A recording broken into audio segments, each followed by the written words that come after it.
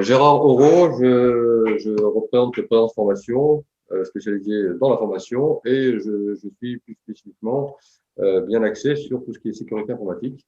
Et donc là, je vais parler du lien qu'il y a entre la sécurité informatique et le télétravail. Quel est l'état de la situation aujourd'hui? C'est que le télétravail a été mis en place dans l'urgence avec le Covid. Il y a des entreprises qui étaient préparées, tant mieux, d'autres qui ne l'étaient pas, et parfois certaines qui ont subi d'ailleurs des attaques. Depuis, le matériel qui est utilisé très souvent en fait par le personnel sont leur matériel à eux, qui n'est pas forcément adapté. Donc on pourra y venir un petit peu plus tard. Il faut savoir que, comme je l'ai dit tout à l'heure, l'intensification des activités des cybercriminels est vraiment très très très forte. C'est de plus en plus courant, donc c'est de plus en plus communiqué, et c'est tant mieux à partir du moment où les gens sont informés, on peut se protéger efficacement. Les principaux risques, c'est l'hameçonnage. Alors l'hameçonnage, c'est en fait, par exemple, vous recevez un mail de votre banque qui vous dit il y a ceci sur votre compte, veuillez vite vous connecter afin de régler ce problème-là. Vous vous connectez sur votre compte, vous arrivez sur le site de votre banque. En fait, c'est ce que vous croyez. Vous allez mettre votre login, votre mot de passe, et du coup, en faisant ça, vous allez communiquer aux pirates vos éléments bancaires, et ils vont se faire un plaisir de vider votre compte de façon très simple.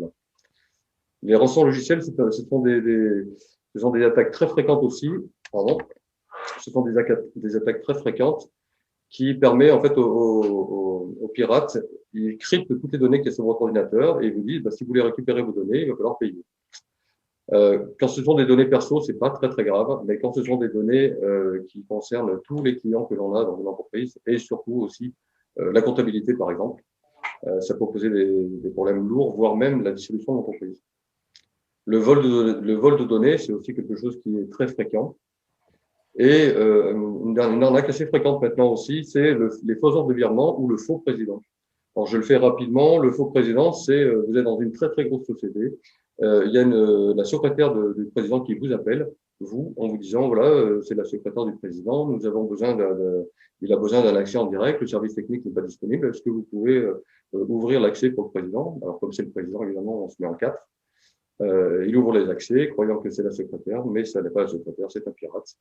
Et le pirate concerné va avoir des accès qui vont lui permettre soit de voler des données, soit de crypter des données, et après de demander une rançon, etc.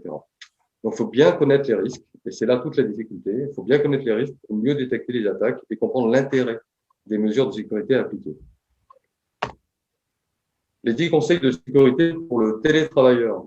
Il faut bien séparer l'usage pro et perso. Ça, c'est un élément important et on peut voir qu'on peut régler cette difficulté-là très facilement.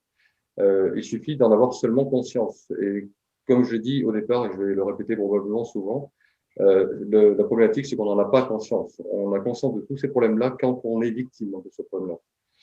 Donc, il faut appliquer les consignes de sécurité de l'entreprise. Pour ça, il faut que l'entreprise ait mis en place des consignes.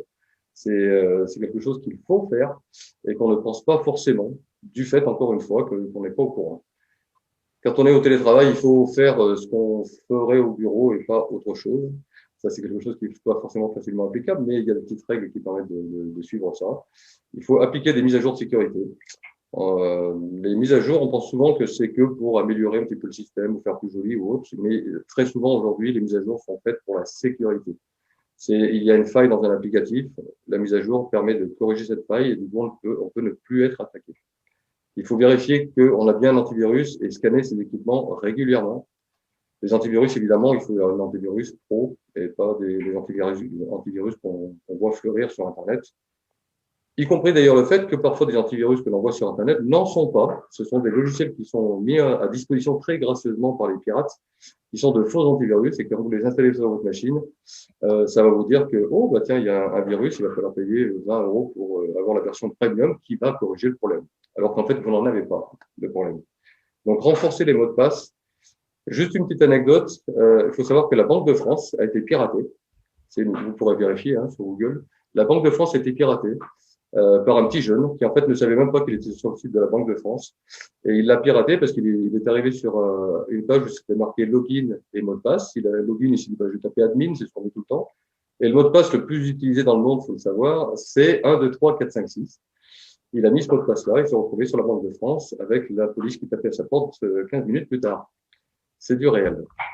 Sécuriser la connexion Wi-Fi, et encore une fois, il y a énormément de choses qu'on peut faire pour sécuriser ces connexions Wi-Fi.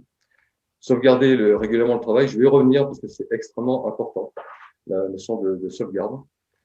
Les messages inattendus, ça fait référence à des mails que vous recevez, comme je vous expliquais tout à l'heure, sur un faux mail de votre banque ou quelque chose comme ça qui va vous amener, qui va vous hameçonner en fait. Les moments où on a le plus de possibilités d'attraper des virus sur son ordinateur, c'est quand on veut installer un logiciel. Quand on installe un logiciel, les pirates le savent très bien qu'il y a des logiciels qui sont très demandés, comme je sais pas, Adobe PDF par exemple, Adobe Acrobat, et quand vous voulez télécharger ce logiciel-là, vous allez sur Internet, sur Google, vous tapez Adobe Acrobat, vous avez le site officiel d'Adobe qui vous fournit ce logiciel gratuitement, mais il y a après plein d'autres sites qui vous fournissent aussi tout à fait gracieusement de la même manière, sauf qu'à l'intérieur, vous allez avoir plein de virus. Et c'est comme ça qu'on attrape des virus de façon très fréquente. Les conseils de sécurité maintenant pour l'employeur. Donc là, ça vous concerne plus précisément. Il faut définir une politique d'équipement du télétravail. Aujourd'hui, le matériel informatique, on peut équiper un collaborateur pour 400-500 euros. On peut avoir du matériel de qualité et bien protégé. Le fait qu'il utilise son ordinateur personnel, ça peut mettre la société dans une situation délicate parce que si son ordinateur n'est pas sécurisé, s'il y a des virus, s'il y a des vers qui vont se propager par le réseau, on peut, juste parce que la personne travaille en télétravail, se retrouver à avoir une entreprise complètement bloquée.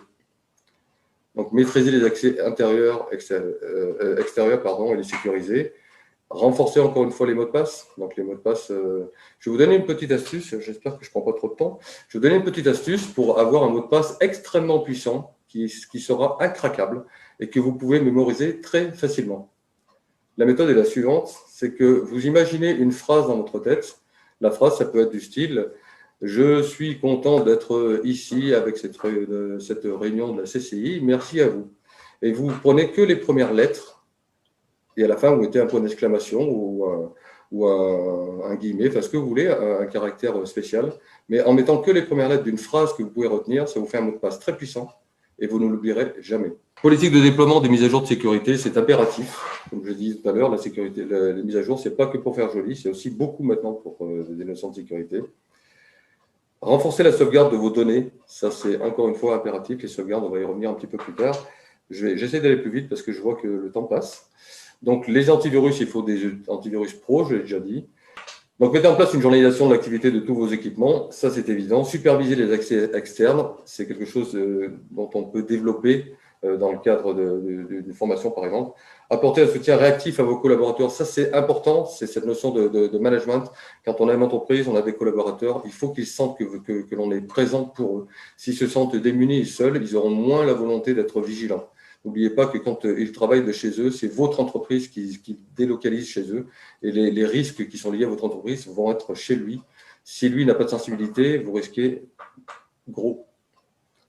Préparez-vous à l'affrontement, à une cyberattaque. Est-ce que vraiment, c'est une question qu'il faut vous poser, est-ce que vous êtes prêt aujourd'hui, si vous avez une cyberattaque, qu'est-ce que vous faites? Si vous n'avez pas de réponse à cette question, je vous suggère de vous la poser très fortement. Parce que la question, c'est est-ce que vous en avez les moyens? Est-ce que vous avez les moyens de perdre toutes vos données aujourd'hui? Posez-vous cette question-là. Si la réponse est non, faites ce qu'il faut. C'est un peu direct, hein, mais la sécurité, ça nécessite ça. Parfois, il faut être un petit peu directif. Dirigeants, montrez l'exemple et impliquez-vous, c'est ce que je viens de dire. Quelques conseils, donc quelques outils que je peux mettre à vos dispositions à la fin pour ceux qui s'intéressent. On a des fiches conseils sur les mots de passe, la sécurité, sur les réseaux sociaux, pour comment sécuriser votre téléphone, parce qu'aujourd'hui, votre téléphone, c'est quelque part un peu votre ordinateur de votre entreprise, sauf que vous l'avez dans la poche. Qu'est-ce qui se passe si vous le perdez? Posez-vous la question. Il faut sécuriser, éviter de perdre vos données, c'est parce que les données comptables, ça peut coûter très cher si on perd tout.